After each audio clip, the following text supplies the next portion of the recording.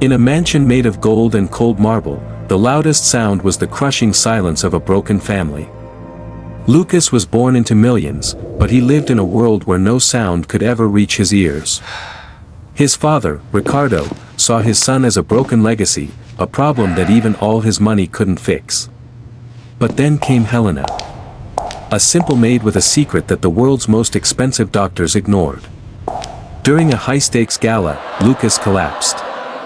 The doctors panicked, but the maid did the unthinkable. Somebody help him up. She pulled out something mysterious, and for the first time in 10 years, the silence was finally broken.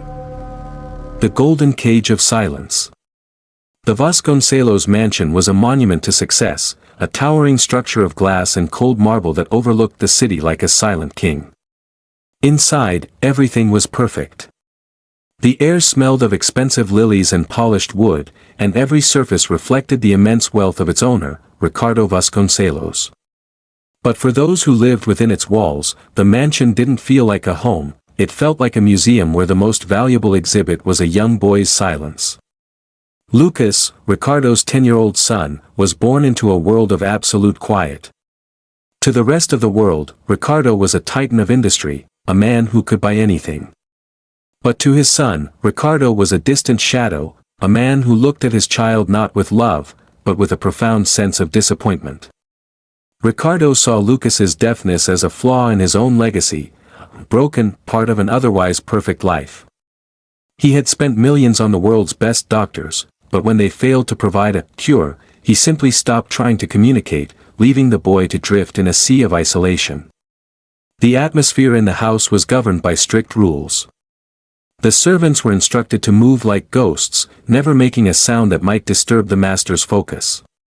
Among them was Helena, a young woman who had recently joined the household. Helena was different from the others. She didn't just see a deaf boy, she saw a child whose soul was starving for connection. Helena had grown up in a small, vibrant village where community was everything. She carried with her a deep secret, a history of loss that made her uniquely capable of understanding Lucas.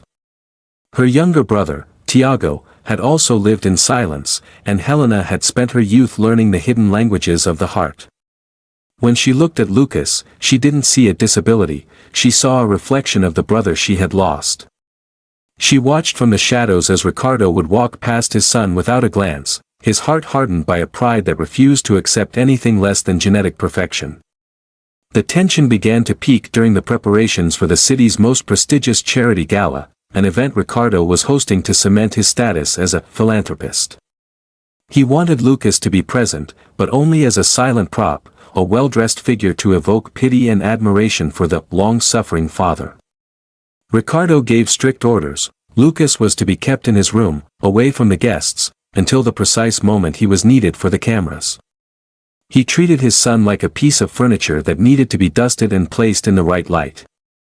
Helena, tasked with cleaning the nursery, watched as the boy sat by the window, his hand pressed against the glass, trying to feel the vibrations of the world outside.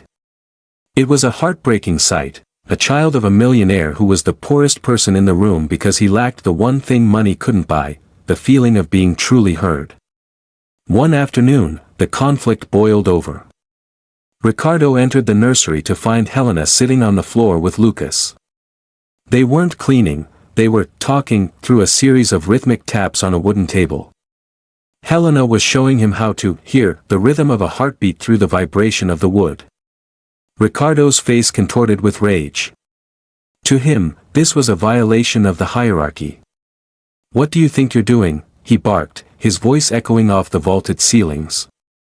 "I pay you to clean the floors, not to fill my son's head with nonsense. He is a Vasconcelos. He doesn't need the parlor tricks of a maid." Helena stood up, her eyes downcast but her spirit unbroken. "He is lonely, sir," she whispered. "He doesn't need a cure, he needs a father who listens." The air in the room turned ice cold. Ricardo stepped closer, his presence a physical threat. "You are a servant. You know nothing of my world or my son's needs. If I see you touching him again, you will find yourself back in the gutter where I found you." As Ricardo stormed out, he didn't notice the small, leather pouch Helena held tightly in her hand. Inside was something mysterious, something she had brought from her village, an ancient remedy that the elders said could awaken the sleeping senses. It was a dark, resinous substance, and she knew that if she used it, she would be risking everything. But she also knew that Lucas's time was running out. The boy was retreating further into himself every day. That night, as the storm clouds gathered over the mansion, Helena made a choice. She would not let this child live in a golden cage of silence any longer. She waited until the house was quiet, then she crept toward Lucas's room, the mysterious object glowing faintly in the moonlight. She didn't know that the butler, Marcus, was watching her from the end of the hall, his eyes wide with suspicion.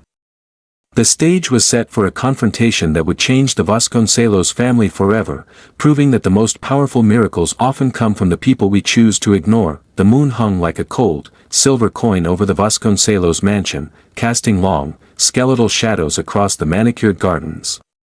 Inside, the air was thick with an uneasy silence.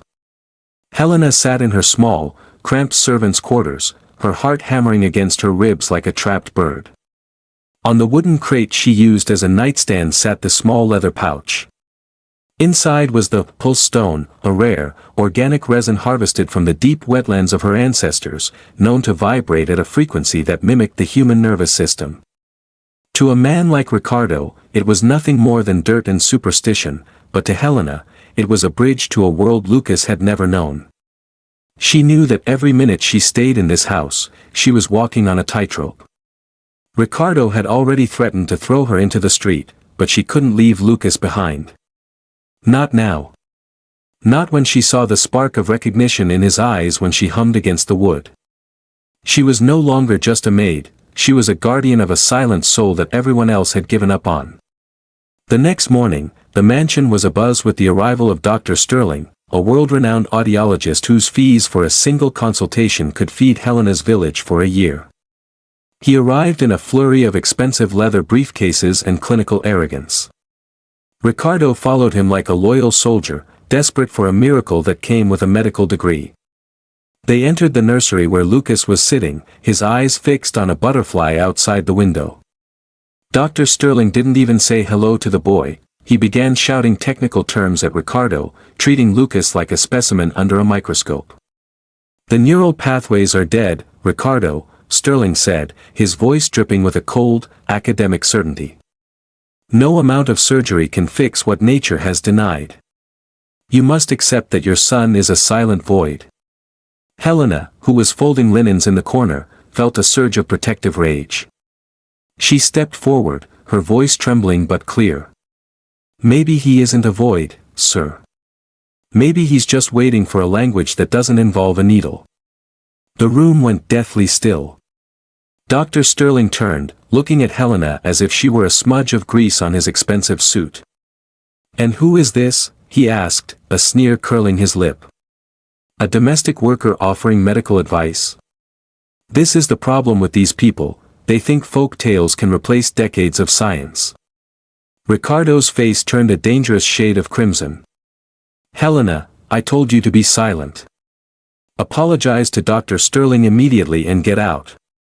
But Helena didn't move. "I have seen children here with their skin, sir. I have seen the dead nerves wake up when they are touched by the right frequency." Dr. Sterling let out a harsh, barking laugh. "Frequency? You probably believe in magic stones and chanting. You are uneducated, girl. You are a cleaner. Stick to the mop and leave the brain to those of us who actually have one." He walked past her, intentionally bumping her shoulder, knocking the linens from her hands. The instant karma began sooner than anyone expected. As Dr. Sterling reached for his high-tech diagnostic tablet to show Ricardo more proof of Lucas's hopelessness, his hands began to shake, a side effect of his own secret battle with a nervous system tremor he had been hiding. He fumbled, and the $5,000 device shattered against the marble floor. In his frustration, he tripped over the very linens he had knocked out of Helena's hands, sprawling awkwardly at Ricardo's feet. The great doctor looked pathetic, his dignity crumbling on the floor he had just insulted. Ricardo didn't help him up, he was too busy looking at Lucas. For the first time, Lucas was looking at Helena, and he was smiling. Not because the doctor had fallen, but because Helena was standing her ground.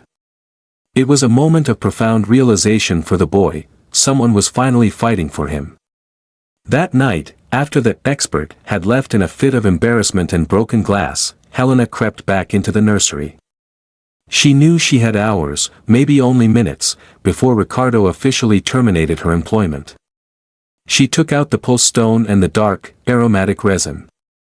She sat behind Lucas and gently applied a small amount to the base of his skull, right where the nerves met the spine. She began to hum, a low, deep vibration that resonated through her chest and into the boy's body. Lucas didn't flinch. Instead, he closed his eyes and leaned back into her. His small hands gripped the edge of the chair, his knuckles turning white. He wasn't afraid, he was listening. For the first time in 10 years, the silent void felt a ripple. It wasn't a sound yet, but it was a presence. It was the feeling of a door, long rusted shut, beginning to groan on its hinges. The atmosphere in the Vasconcelos mansion shifted from cold to frantic as the grand gala of the silent drew near. Florists, decorators, and caterers swarmed the halls, transforming the marble sanctuary into a glittering stage for Ricardo's ego. While the world saw a father dedicated to his son's future, Helena saw a man preparing to sacrifice his child's well-being for a headline. Ricardo had been seduced by Dr. Sterling's latest proposal, an unproven, high-risk neural procedure that promised a quick fix for Lucas's hearing. To Ricardo, the risk was worth the potential of having a normal son to present to his peers. To Helena, who was now working in a state of constant surveillance, it sounded like a death sentence for Lucas's spirit. She spent her days scrubbing floors and her nights whispering to the universe, praying for more time. She knew her pulse stone treatment was working. She had seen Lucas jump at the sound of a heavy door slamming, a reflex he had never shown before. But how could a maid convince a millionaire that her ancient wisdom was more valid than a surgeon's knife? The conflict reached a boiling point when Helena, hidden behind the heavy velvet curtains of the study while polishing the brass handles, overheard a private conversation between Ricardo and Dr. Sterling. The procedure has a 60% chance of causing permanent motor failure, Sterling whispered, his voice devoid of any fatherly concern. But if it works, the press will call you a visionary. Your foundation will receive billions in grants. Ricardo didn't hesitate, his desire for status had completely blinded him to his son's humanity. Do it, Ricardo replied. I want the announcement made at the gala. We will show the world that the Vasconcelos name can conquer even nature. Helena felt a cold shiver run down her spine. They weren't treating a child, they were conducting an experiment on a trophy. She realized then that she wasn't just fighting for Lucas's hearing, she was fighting for his life. Later that evening, a prominent socialite and a close friend of the doctor, Lady Vivian, arrived early for a private tasting. She was a woman who draped herself in pearls and condescension. When Helena accidentally crossed her path in the hallway, Vivian stopped, looking at Helena's worn shoes with an expression of pure disgust. Ricardo really needs to upgrade the help, Vivian sneered, intentionally spilling her glass of red wine across Helena's white apron. You look like you belongs in a barn, not a mansion. Tell me, girl, do you even understand the importance of the event tonight, or is your brain as empty as the boy's head? Helena didn't flinch. She stood tall, her eyes meeting Vivian's with a quiet, terrifying dignity. The boy's head is full of music you aren't quiet enough to hear, ma'am, Helena replied. Vivian's face twisted in shock, but before she could scream for Helena to be fired, instant karma intervened. Vivian stepped back in a huff, her expensive silk heel catching on a loose thread of the very carpet she had just mocked Helena for cleaning. She tumbled backward into a towering display of champagne glasses, a deafening crash echoing through the hall as she was drenched in the sticky, expensive liquid.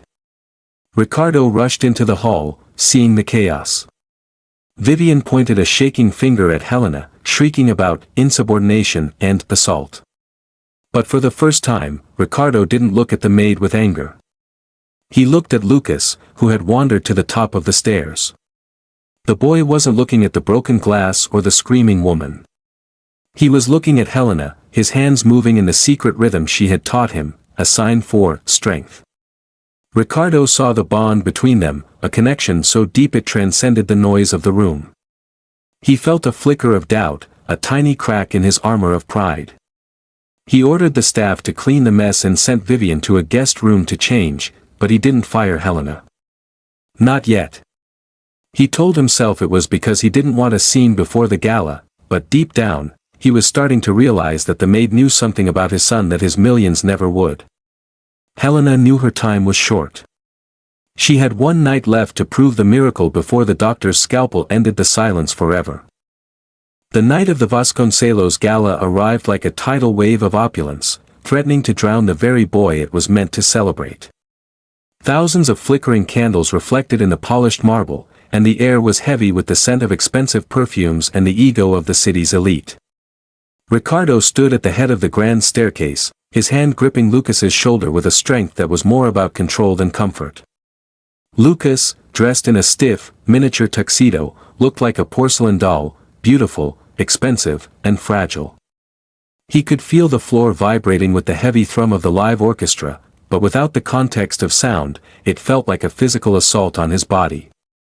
Helena stood in the servants' shadows, her heart breaking as she watched the boy's eyes dart around in panic. She had her small leather pouch clutched in her hand, hidden beneath her apron. She knew that mysterious item, the vibrating pulse stone and the organic resin, was Lucas's only hope for grounding himself, but she had been forbidden from approaching him. As the clock struck 9, Ricardo led Lucas to the center of the ballroom. The music stopped, and a hush fell over the crowd. "Ladies and gentlemen," Ricardo's voice boomed, amplified by a microphone that sent sharp vibrations through the air. "Tonight, we don't just celebrate wealth, we celebrate the triumph of science over nature. My son, Lucas, will soon be the first recipient of Dr. Sterling's revolutionary neural bridge. Soon, the silence will be gone forever." The crowd erupted into applause, the sound waves hitting Lucas like invisible blows. He began to tremble, his breathing becoming shallow and ragged. He looked at the hundreds of faces, seeing only mouths moving like hungry fish. He reached for his father's hand, seeking safety, but Ricardo didn't notice, he was too busy basking in the standing ovation of the world's elite. The instant karma of the evening targeted the architect of this cruelty, Dr. Sterling. As he stepped forward to join Ricardo on the dais, he couldn't help but gloat. He spotted Helena in the shadows and pointed her out to a group of investors. "Look at that maid," he chuckled, his voice carrying through his lapel mic. "She actually tried to tell me her folk remedies could do more than my surgery. Imagine the arrogance of someone who cleans toilets thinking they understand the brain." The investors laughed, but the laughter was cut short by a sudden, violent crash. A waiter, distracted by Dr. Sterling's mocking tone, tripped over a poorly placed camera cable, sending a massive tray of crystal flutes and chilled champagne flying. The liquid drenched Dr. Sterling's $10,000 tuxedo, and a jagged piece of glass sliced through the very tablet he used to store his revolutionary data. He looked ridiculous, dripping with expensive wine, his digital ego shattered on the floor. But the humor of the moment vanished when Lucas suddenly collapsed. The sensory overload, the lights, the vibrations, the sudden crash of the glass, was too much for his nervous system. He hit the marble floor, his body going rigid as he entered a sensory-induced seizure. The room descended into chaos. Ricardo stood frozen, his face a mask of Polito de Paver, pale with dread. He had all the money in the world, but he had no idea how to help his son. Dr. Sterling, still dripping with champagne, tried to intervene, but his hands were shaking so violently from the shock that he couldn't even check the boy's pulse. The greatest doctors were useless, and the billionaire was powerless. The socialites backed away, their faces twisted in a mix of pity and disgust, as if Lucas's suffering was an inconvenience to their evening. Then, the sea of silk and diamonds parted. Helena didn't run, she moved with a calm, predatory grace that commanded the room. She pushed past a security guard and dropped to her knees beside Lucas. "Stay back." Ricardo shouted, his voice cracking. "I told you to leave." Helena looked up at him, her eyes burning with a fire that made the billionaire flinch. "You have had 10 years to hear him, Ricardo. Now, be quiet and let me speak to him." She pulled out the pulse stone. It was dark, strange, and began to glow with a faint, warm light as it reacted to the heat of her hands. She placed it against the base of Lucas's skull and began to hum a low, deep frequency that seemed to hum in the floorboards themselves. The room fell into a deathly silence as the lowly maid took control. Everyone watched, transfixed, as the mysterious item began to work its impossible magic. The silence in the grand ballroom was no longer the clinical, suffocating quiet of a mansion, it was the breathless stillness of a sanctuary. Helena remained on her knees, her eyes closed, her entire being focused on the boy in her arms. The mysterious item, the pulse stone coated in the dark, bioluminescent resin, began to glow with a rhythmic intensity that matched the low, guttural vibration of Helena's humming. To the onlookers, it looked like ancient magic, but to Helena, it was a precise science of the soul. She was using the resonant frequency of the stone to bypass Lucas's damaged auditory nerves and stimulate the primary auditory cortex through bone conduction and skin sensitivity. Ricardo Vasconcelos stood paralyzed, his billion-dollar empire feeling like a house of cards. He watched as the lowly woman he had insulted and tried to discard did what no machine in his laboratory could, she was reaching his son. Dr. Sterling, seeing his reputation evaporating in real time, made one last desperate attempt to regain control. "This is dangerous. She's using an unsterilized object on a child in a medical crisis," he shouted, his voice cracking with panic. He lunged forward to grab Helena, but instant karma struck with poetic precision. As he moved, his foot slipped on the very puddle of champagne he had spilled earlier when mocking Helena's background. He crashed into the heavy mahogany podium, his expensive silk tie getting caught in the decorative molding. He was left dangling awkwardly, a world-renowned surgeon reduced to a bumbling fool, while the crowd, now fully captivated by Helena, ignored his cries. The socialites, who moments ago had sneered at Helena's uniform, were now leaning in, their phones recording a moment that would soon destroy the doctor's career and elevate the maid to a legend. The air in the room seemed to hum. Helena leaned in close to Lucas's ear, her voice a warm, steady anchor in the boy's chaotic world. She didn't shout, she spoke with the authority of someone who knew that sound was a gift, not a right. "Lucas," she whispered, the vibration of her breath hitting the resin-coated stone. "The world is waiting for you. Don't be afraid of the noise. It's just the heart of the world beating." Suddenly, Lucas's body relaxed. The rigidity of the seizure melted away, replaced by a deep, shuddering breath. His eyes, which had been rolled back in terror, snapped into focus. He looked at Helena, then at the glowing stone, and then, for the first time in his life, he turned his head toward the source of a sound, the distant, rhythmic ticking of the ballroom's grandfather clock. Ricardo stepped forward, his breath hitching in his chest. "Lucas," he whispered, his voice barely audible. The boy's eyes traveled to his father's face. In that moment, the broken air was gone. In his place was a child who was finally, miraculously, present. Lucas's lips trembled. He struggled to form a shape with his mouth that he had only ever seen, never felt. The room held its breath. The instant karma, for Ricardo, was the realization that he had almost traded this moment for a headline. Then, the miracle broke the silence. "Pi." The word was small, fragile, and gravelly, like a voice being used for the first time after 1,000 years. It was the word for father. Ricardo fell to his knees, the weight of his pride finally shattering against the marble floor. He didn't care about the gala, the guests, or the money. He only cared about the boy who had just called him home. As the guests watched in tears, the final reveal of Helena's status began to unfold. Marcus, the butler, stepped forward with a folder he had found in the servants' quarters. "Sir," Marcus said, his voice thick with emotion. "Helena isn't just a maid. She was the top neurobiology student at the National University before her mother fell ill. She lost her scholarship because she refused to let a pharmaceutical company steal her family's traditional research. The room gasped. The woman they had treated as invisible was, in fact, the most brilliant mind in the room. Helena didn't look up for the praise, she simply wiped a tear from Lucas's cheek and smiled. She had kept her promise to her brother, Tiago. She had opened the door. The morning after the gala, the sun rose over the Vasconcelos mansion, but the light hit a very different world. The cold, clinical perfection of the house had been shattered, replaced by something messy, human, and vibrantly alive. In the grand study, the same room where he had once plotted a dangerous surgery, Ricardo Vasconcelos sat at his desk, his head in his hands. He wasn't looking at stock market reports or real estate contracts. He was looking at a small, hand-drawn picture Lucas had made that morning, a drawing of a man and a boy standing in a garden, with a woman holding a glowing stone. For the first time in his life, Ricardo felt the true weight of his wealth. It was a hollow victory compared to the sound of his son's voice.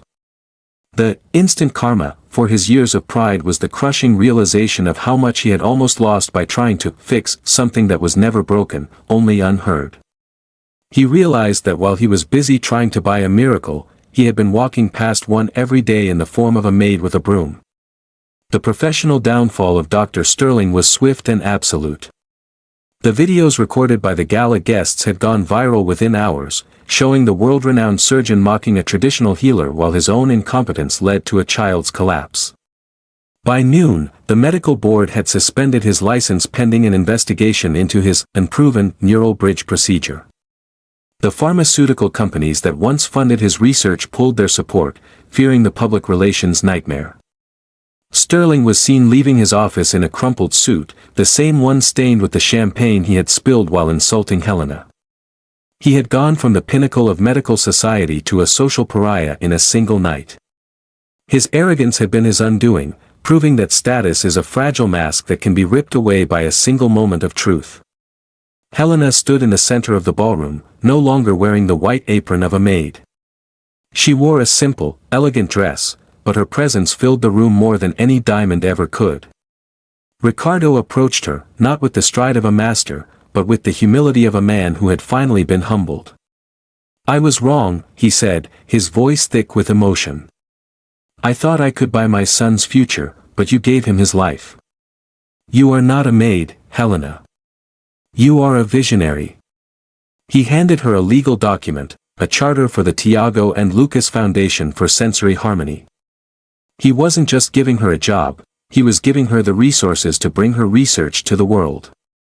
He had invested $50 million to ensure that no child would ever be told their world was a silent void again. Helena's mysterious item, the pulse stone and the resin, was now the cornerstone of a new era of healing that combined the best of ancient wisdom and modern science. The reveal of Helena's true background sent shockwaves through the city.